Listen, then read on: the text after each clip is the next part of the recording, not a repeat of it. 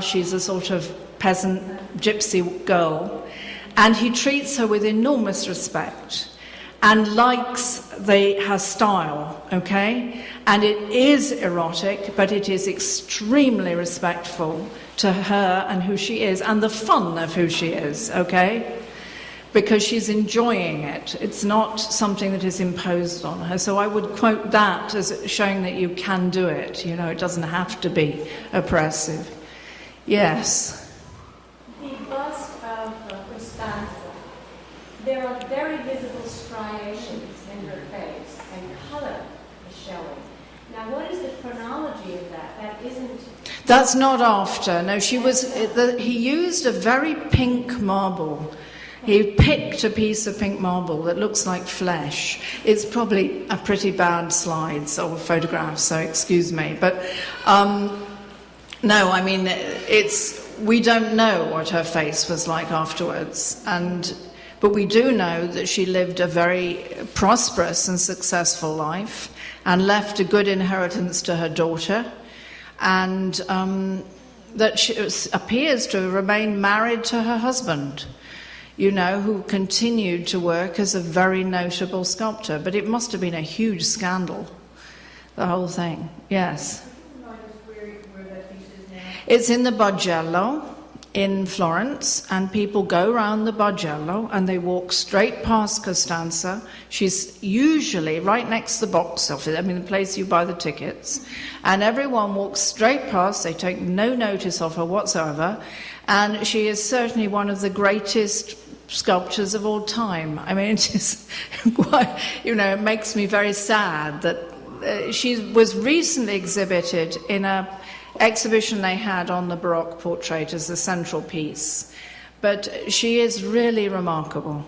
And, you know, the way her dress is opening with a button, you can almost see inside, and the bits of hair. I mean, it is the most extraordinary piece of carving and of portrait. If they put it under a plastic box, people would look at it. Isn't that sad? I mean, you know. But he also painted portraits of himself with her, and then when they quarreled, he cut off her side and ripped it off, and we only have his portrait, and we don't know where she has gone. So he tried to really obliterate her, and he got rid of her portrait bust. He gave it away, or, you know, in complete, you know, to sort of to be further humiliating in a sense, to just dismiss it. But it is one of the all-time pieces. Yeah. What is the context in which that sculpture was created? Love. Well, he created it for himself, right? He created it for himself in total passion. It's as though, you know, this was someone that was so important to him that he had to immortalize her forever, exactly as close to her being alive as he could make her. Okay? And you can feel that when you see it. It's like a huge statement of love. Did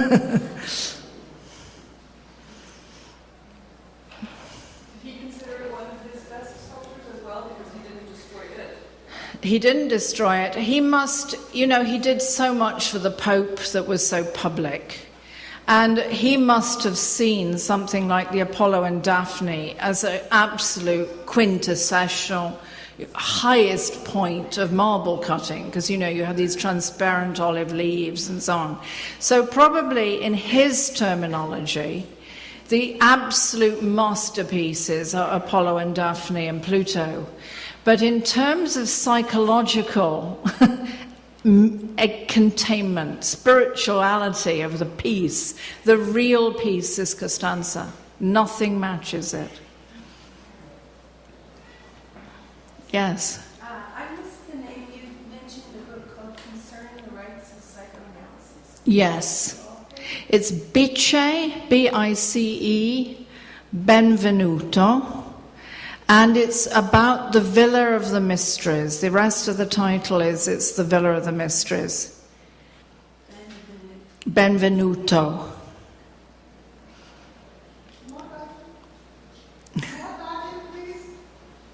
Yes. Yes, do you suggest that the museum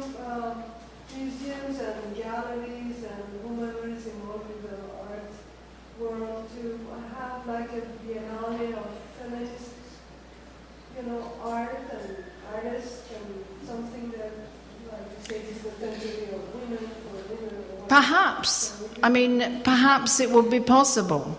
Could you repeat what she suggested? Well, her suggestion was that would it be possible to curate an exhibition of pieces that are feminist in content, okay? And I think it could be. I think it would be quite complicated.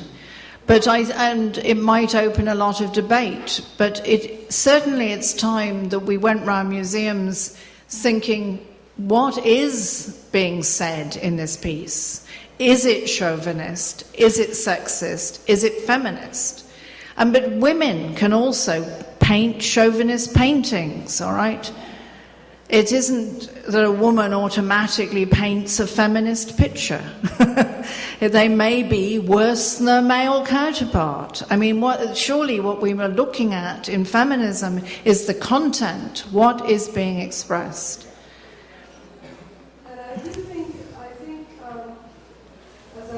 we all see art a powerful tool to encourage brainstorming and discussing what's really happening within our society, like looking at some Eastern societies, like the Middle Eastern, what happened to women.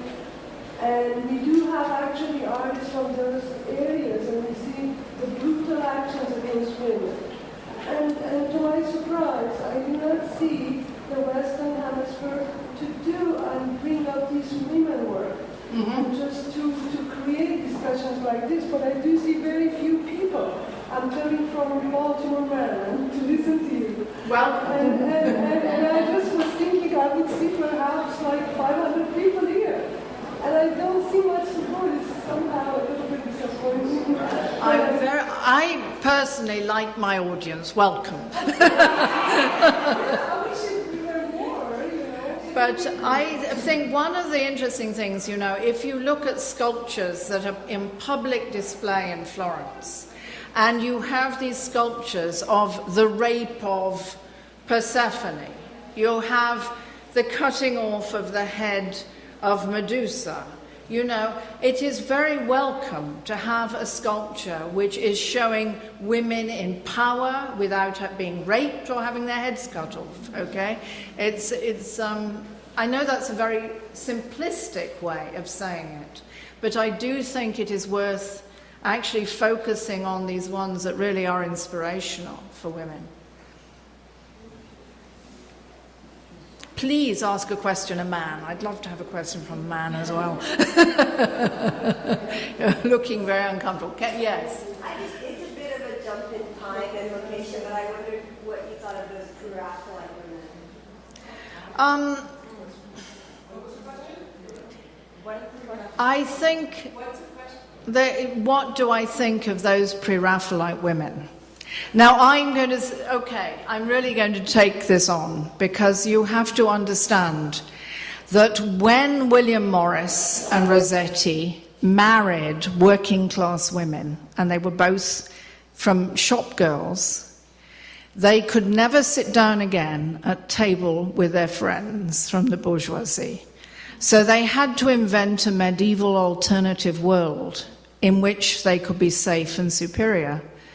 And the same with the Macchiaioli. So the great critic of the Macchiaioli, Diego Martelli, he married the prostitute that he fell in love with.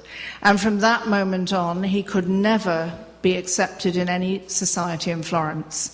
So he lived on his estates outside Florence, and the only people who would talk to him were artists, because artists are very odd people. And the same with the pre-Raphaelites. They created these worlds against the social barriers. So the first thing is, the pre-Raphaelites were very brave to marry those two ladies. And those two ladies were very extraordinary women.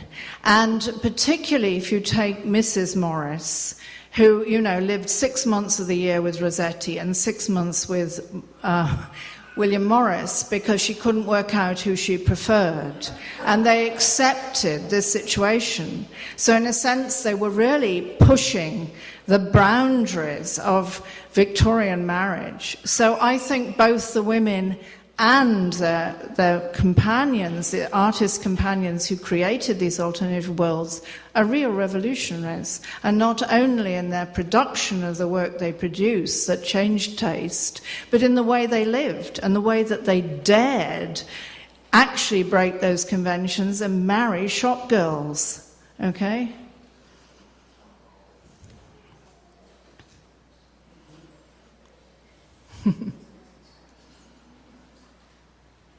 Now, one of the, if there anyone's looking for a good thesis topic, one of the things that somebody needs to study is Teresa, who was the wife of Diego Martelli, who was an extraordinary woman, quite clearly. And he met first when he was initiated into sexuality, as all men were, by going to the bordello. And he fell in love with her and married her. And she was obviously quite a remarkable woman. Yes.